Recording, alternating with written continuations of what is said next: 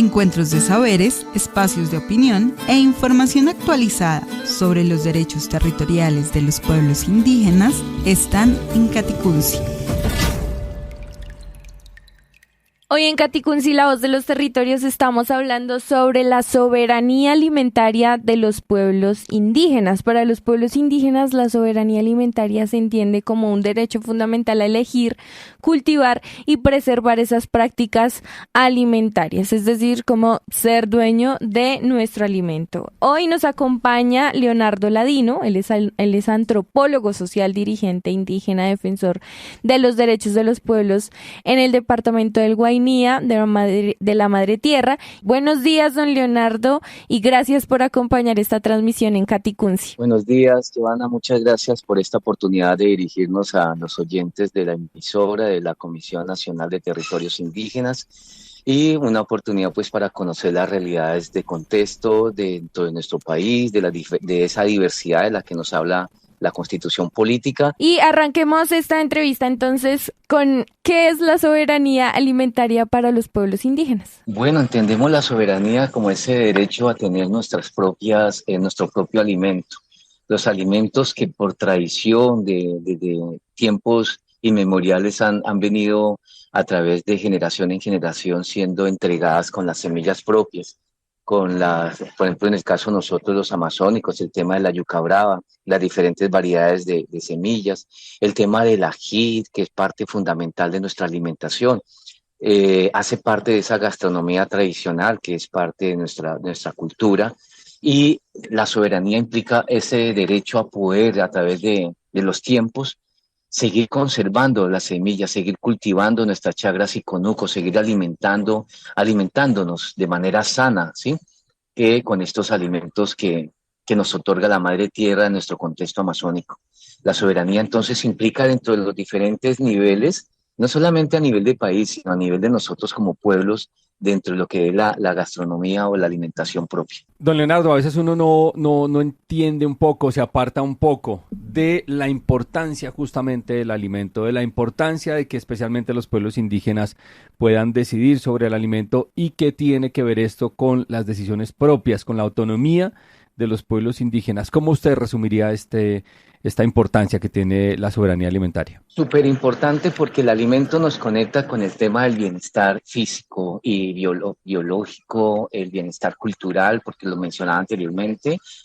Si bien tener semillas propias, sembrar las semillas propias es también parte de la identidad, también fortalecimiento de nuestra cultura, pues la seguridad, el tener unos buenos alimentos nos conecta con el tema de estar bien en la salud.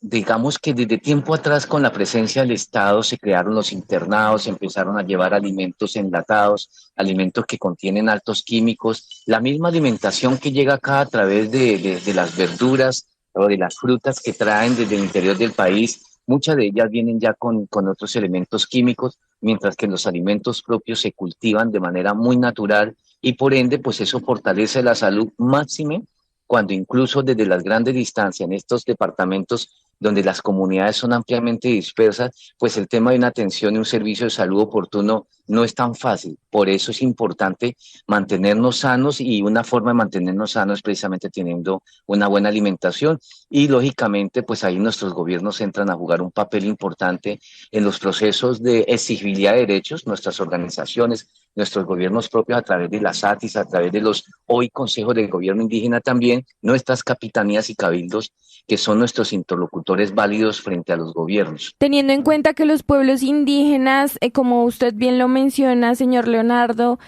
pues no utilizan la cantidad de químicos que se suelen utilizar para producir alimentos. Actualmente, ¿cuáles son esas prácticas que se están utilizando en el territorio para garantizar esa soberanía alimentaria? En el caso de nosotros como pueblos indígenas venimos trabajando el proceso que desde tiempo atrás se ha venido enseñando, que es la horticultura o la agricultura itinerante, ¿sí?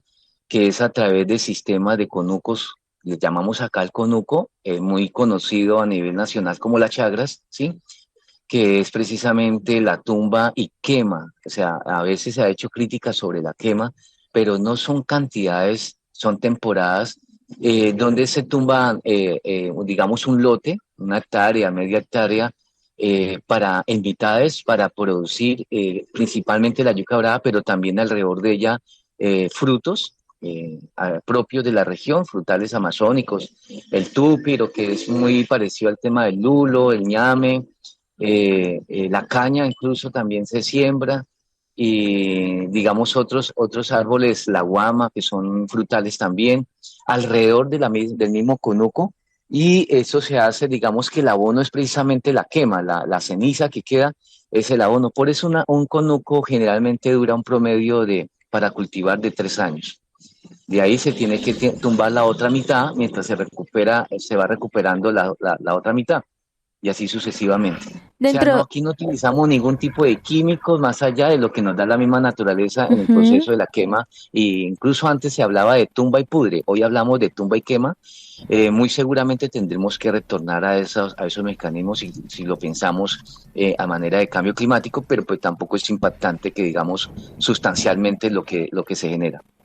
¿Sí? Dentro de estas prácticas que ustedes realizan, que están enmarcadas para garantizar esa soberanía alimentaria, todos estos alimentos, algunos de estos que usted mencionó, son utilizados también para sus prácticas espirituales como pueblo indígena que habita este territorio. Desafortunadamente debo manifestar que en todo ese proceso de interacción con otredades culturales, con la otredad cultural, básicamente la occidental, aquí se generó un proceso de evangelización protestante, e incluso hasta católica, pero sobre todo la protestante, desde la misma época de conquista, que desafortunadamente los procesos de la historiografía oficial no dan cuenta de estas narrativas, porque pues, en la medida en que se invisibiliza la historia propia, la historia real, es conveniente para los procesos de dominio de Occidente sobre nosotros mismos, y entonces desde la época de conquista se han querido incrustar acá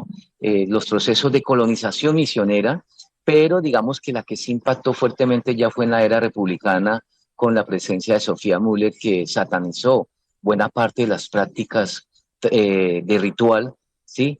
Como fue también esas prácticas con el uso de las medicinas ancestrales. Entonces, aquí no se utiliza, quienes lo hacemos porque lo hemos venido retomando con otros hermanos y hermanas de la misma Amazonía, pero también de otros territorios como los hermanos muiscas, como los hermanos de la sierra.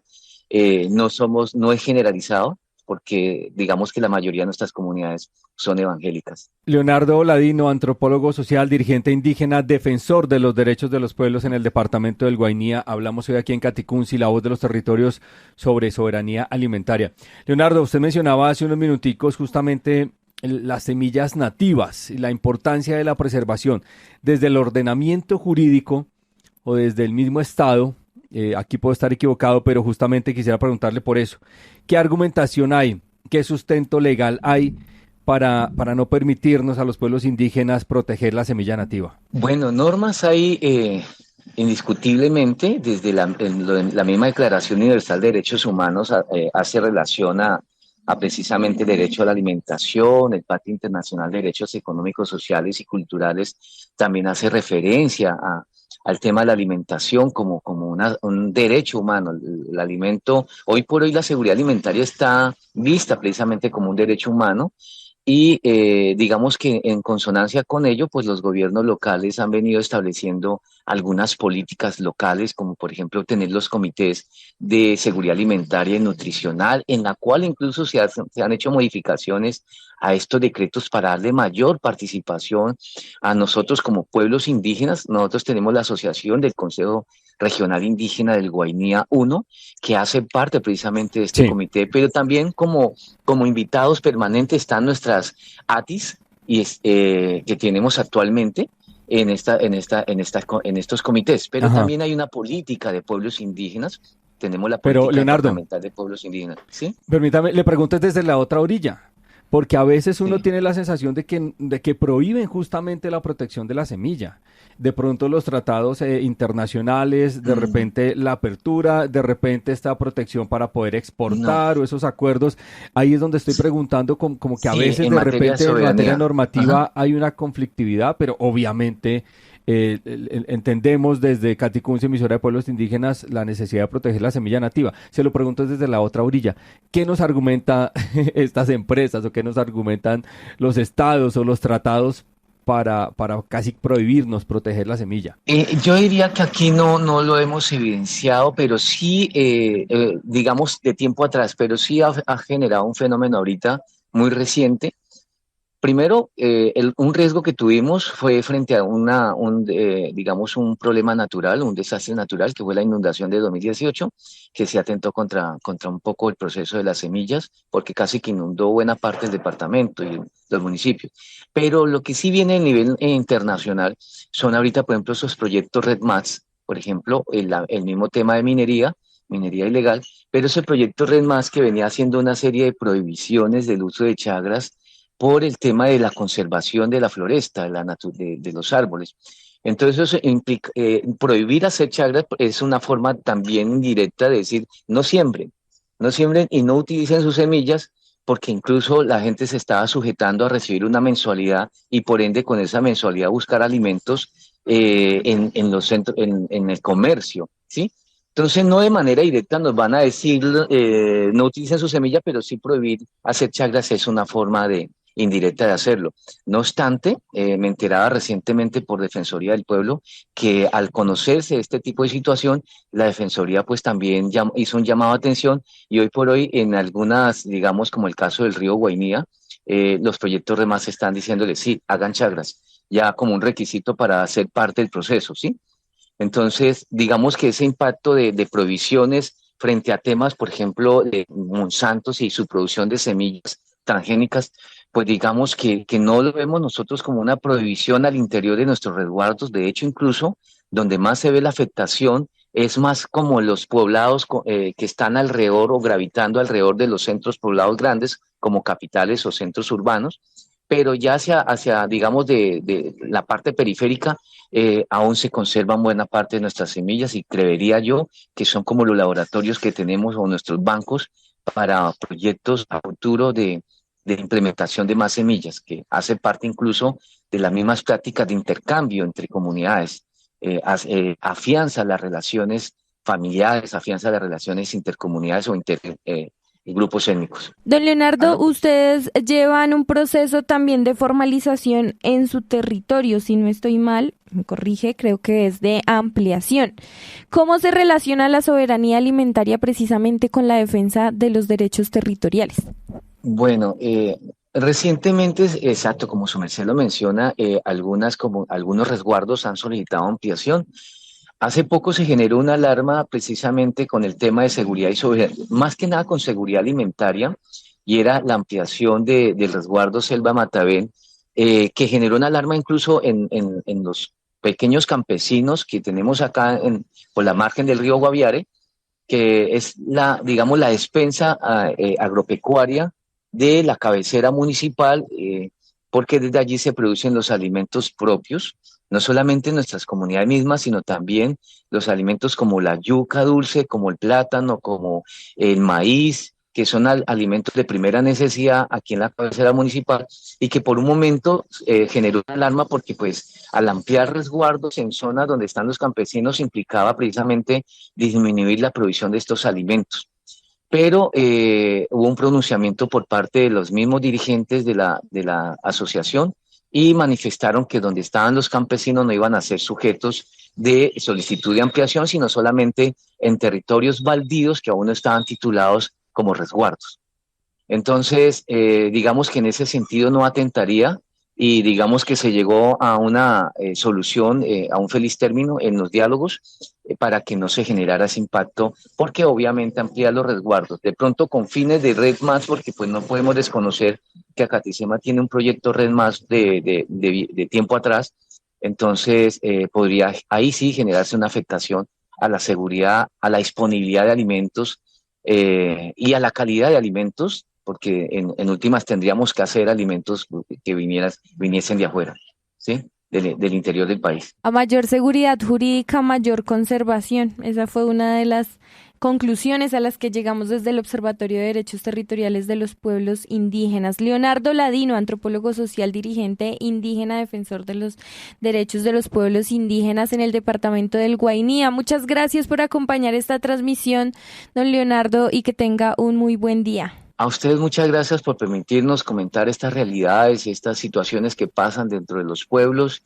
que pueden ser, digamos, actualiza a las comunidades, no solamente a los hermanos y hermanas en otros rincones, sino también a la comunidad interesada en los temas nuestros. Un abrazo y muchas bendiciones de Padre y Madre Celestial. Gracias, don Leonardo. Hoy en Caticunsi, la voz de los territorios, hablamos sobre la soberanía alimentaria de los pueblos indígenas aquí en Caticunsi.